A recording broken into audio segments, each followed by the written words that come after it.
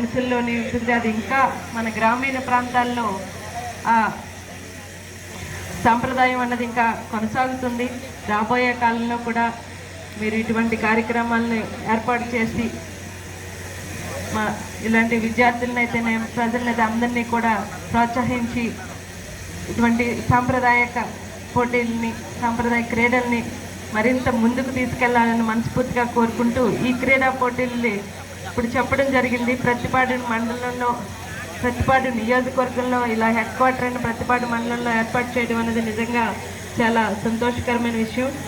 ప్రతిపాడు మండలం నుంచే 7 టీములు రావడం అనేది నిజంగా వారందరూ ఈ క్రీడల్లో పోటీల్లో పాల్గొనడానికి వచ్చిన వారందరినీ కూడా మరొక్కసారి మనం చప్పట్లతో అభినందించాలి.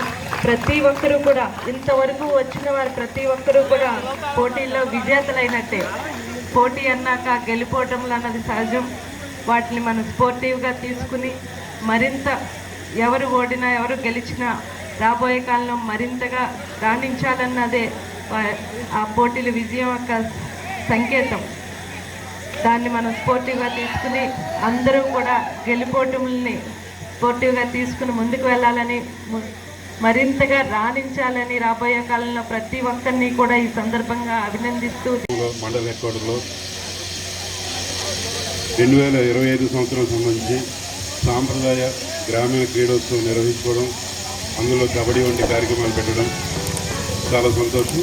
ఈ కార్యక్రమానికి ముఖ్య అతిథిగా స్థానిక ఎమ్మెల్యే గారు, ప్రతిపాడు ఎమ్మెల్యే గారు శ్రీమతి గొడుపుల సత్యప్రభరాజ మేడం గారు వీలు చూసుకుని మన ఆహ్వానం అందించి రావడం ఈ కార్యక్రమానికి ఒక కొత్త శోభ వచ్చింది.